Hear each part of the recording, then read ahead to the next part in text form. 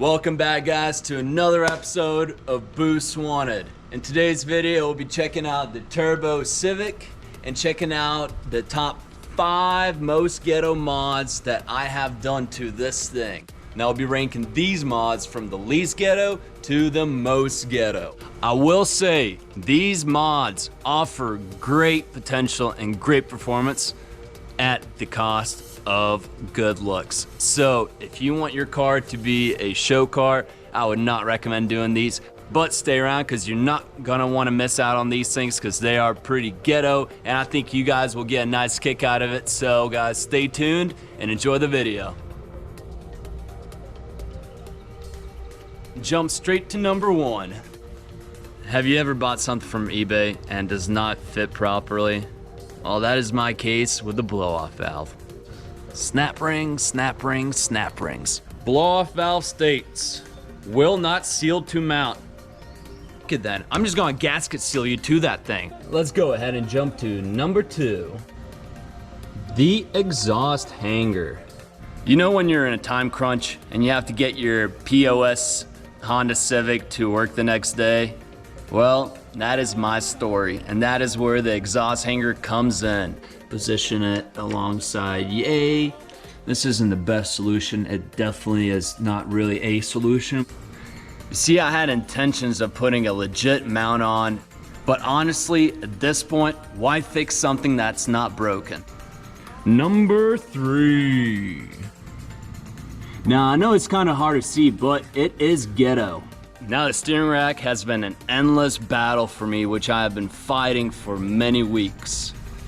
And it's not because it's leaking or having issues, it's just butt ugly. I mean, it's got lines everywhere, and I had to get rid of them, so guess what? I cut those lines and just threw a hose on there, and that pretty much fixed nothing because I never had an issue with it, but it made it look a whole lot better. Now, there's actually companies out there who make these power steering rack loops, but it was around $80, and for $80, do you know how much stuff I can buy for this thing? At number 4. This right here is my air intake box, the AIB. It's like abs because I have 6 of them, the 7th ab, so it just became an Abe and hung around in the engine bay.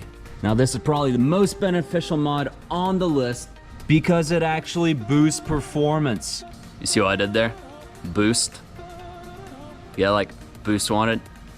Okay, never mind, but it does offer some benefits. It actually offers a lot more than any of these other mods do because it actually cools the intake air that my intake intakes.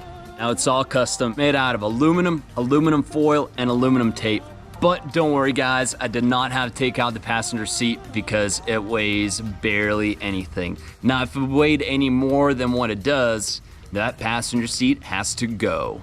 Now, before we get to number 5, there is a few honorable mentions I would like to address. The zip tie battery tie down. You're doing a great job, Zippy. The map sensor box. Now that's why I call it job well done. And of course, the HVAC air duct. They don't call me the HVAC king for nothing. Yo, HK, Paul Walker's calling you. I'll be right over there, Han. Just give me a sec.